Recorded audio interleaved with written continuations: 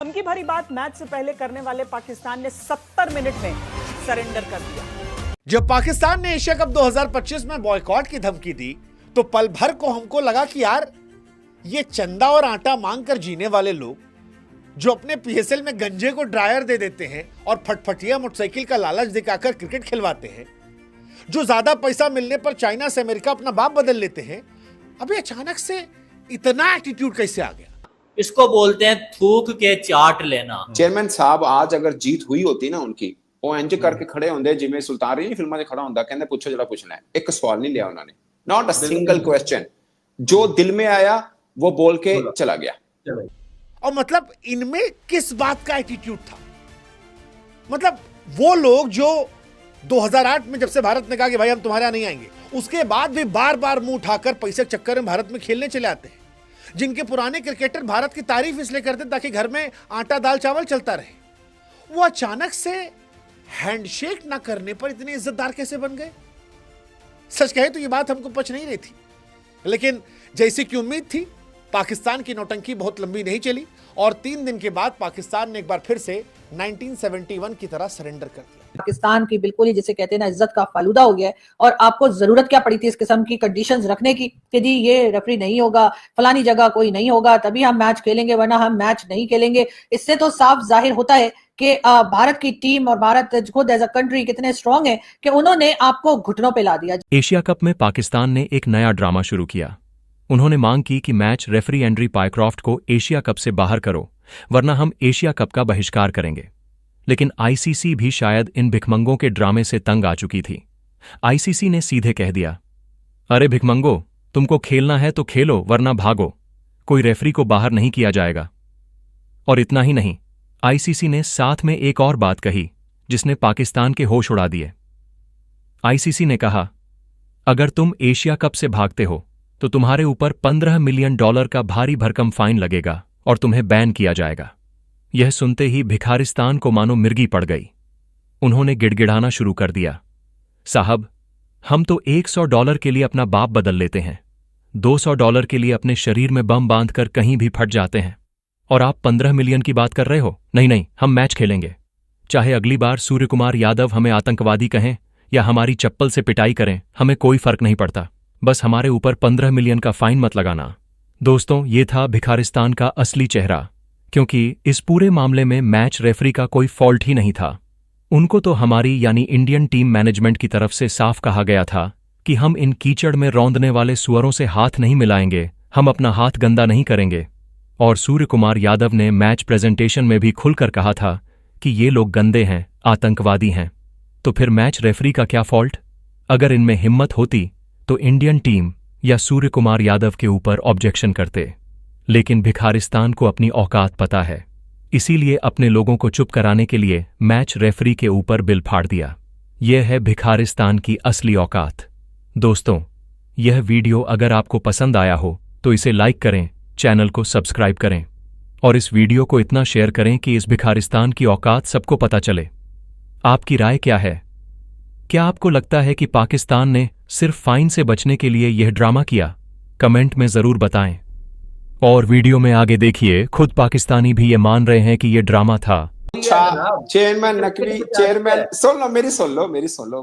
Pakistan cricket board के chairman Mohsin Raza Naqvi साहब ने भारत के घुटने टेक दिए। चेयरमैन साहब जैसा चेयरमैन पाकिस्तान की हिस्ट्री में कोई नहीं आया। पाकिस्तान सख्त चेयरमैन है। पाकिस्तान भारत परेशान बैठा है कि ये चेयरमैन पीसीबी मोहसिन नकवी जब तक है हमारी दाल नहीं गलेगी। ये यार ये क्या ड्रामा हुआ? वैसे आप बताएं, 4 बजे से लेके अभी 8 साढ़े 8 9 बजे तक मैं आपके साथ इन टच रहा हूँ, फोन पे गायब फोन पे, मैसेजेस पे, व्हाट्सएप पे। क्या किया यार ये हमने? मैं एक चीज पे दाद दूंगा, एक चीज पे मैं मोहसिन नकवी साहब को दाद दूंगा कि उन्होंने मेन इशू को छोड़कर एक मानर से इशू को पकड़ा, इशू क्रिएट किया और बताया देखिए जी हमने क्या कर दिया। आप रमीज, अब मैं आपको 2 बातें बोलता हूँ। चेयरमैन साहब आज अगर जीत हुई होती ना उनकी, वो इंज करके खड़े होंगे जिवें सुल्तान रही फिल्मां 'ਚ खड़ा होंदा, कहंदे पूछो जरा पूछना है। एक सवाल नहीं लिया उन्होंने, नॉट अ सिंगल क्वेश्चन, जो दिल में आया वो बोल के चला गया। और इससे पहले उनके मीडिया मैनेजर ने भी यही किया था। आए, छोटी सी प्रेस कॉन्फ्रेंस की, 2 बातें बोली और चलेगा, कोई सवाल ही नहीं है।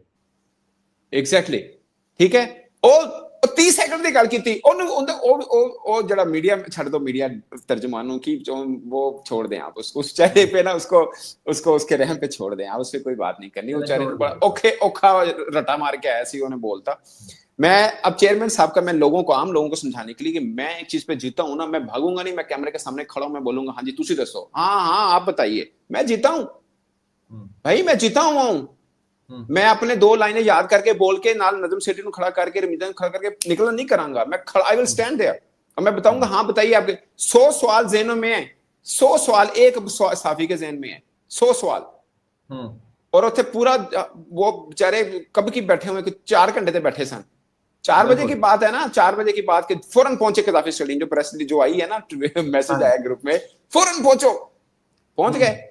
और चेयरमैन साहब टोटल किन्ने में, फिर चेयरमैन साहब टाइम पीरियड गिन लो किन्ने बोले ने, मेरा ख्याल है कि मेरा पता नहीं 50 सेकंड गल की होनी उन्होंने, इन्नी होनी है। उन्होंने ज्यादा गल तो शायद नजम सेठी साहब ते रमीजा साहब ने बोली, बट मेन पॉइंट रमेश राजा ने देखे, because he remain chairman PCB and he works in MCC and he is commentator, he knows what is actually wrong thing। हाँ, उन्हें बोले कि पायन सूर्य कुमार जादी मेन इशू है। Thank you very much Ramesh भाई, आपने चेयरमैन साहब के सामने खड़े होकर यह बात की है कि मेन इशू इज सूर्या, तुसी सूर्या को माफी मंगवानी सी। तुसी ऐस गल तो खुश हो के पाइक्राफ्ट ने कहा ये मिसकम्युनिकेशन, कम्युनिकेशन गैप, अंग्रेजों को याद करता वर्ड है सॉरी, और उसने सॉरी कर लिया है। आओ, मिसकम्युनिकेशन हुई है, मिसकम्युनिकेशन। मैंने को क्या बोला था 2-3 दिन से, आपकी मेरी जो इस वीडियो के अलावा भी बात होती, मैंने क्या बोला था कि ये कारीगरी होती है मेन इशू से, जहां पे आप जीत नहीं सकते, जीत इसलिए नहीं सकते कि आपको पता है दीवारों पे सर मारना है, उसको आपने छेड़ा नहीं। दुनिया हमें सबको, आम लोगों को गुस्सा किस बात पे आया था? सूर्या पे। इन्होंने पहले दिन ही हैंडशेक पे ले आए, handshake was not that issue. और मेरा अगेन है, मैं अगेन पहले दिन जो बात कर रहा हूं, मैं आज भी वही बात कर रहा हूं, पाइक्राफ्ट ने जिसकी वजह से कहा, वो कहां है? उसको कटारे में नहीं लाएगा, उसको कहां?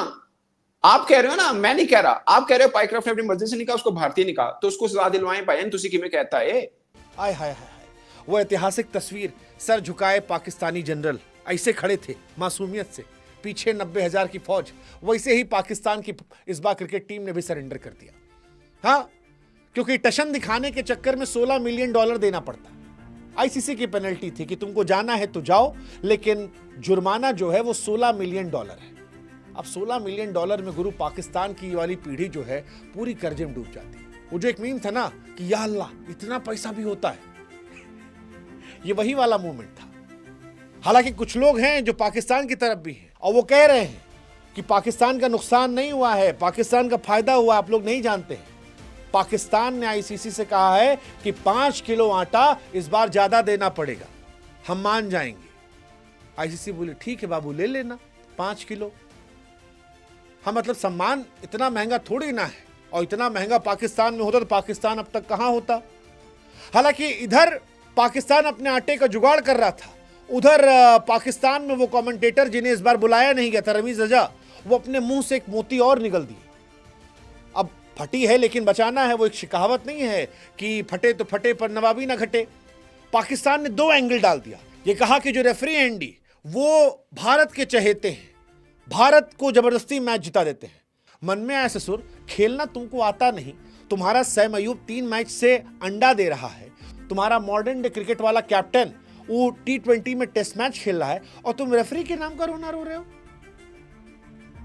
फिर हमको एहसास हुआ कि नहीं भाई, ये पाकिस्तान है, वो पाकिस्तान जो 1965, 1971, 1999 और 2025 में हार के बावजूद अपने आप को जीता हुआ फील देता है कि नहीं हम तो जीते हैं भाई साहब। इस बार भी इंडिया के सामने जो मैच था उसमें पाकिस्तान कह रहा था कि हम जीते हैं, शाहिद अफरीदी कह रहे थे। फिर सलमान अली आगा धीरे से बोले कि नहीं भैया, वो वाला मैच जो है वो लाइव होता है, टीवी पे दिखाया गया, वहां पता चला कि हम हार गए। अफरीदी बोले कोई बात नहीं, तुम जीते हो, हम कह रहे हैं जीते हो, मन के हारे हार, मन के जीते जीत, यही होता है। हाँ, पाकिस्तान का यही हिसाब किताब है। कुछ नहीं मिला इस बार तो रेफरी पे दोष दे दिए,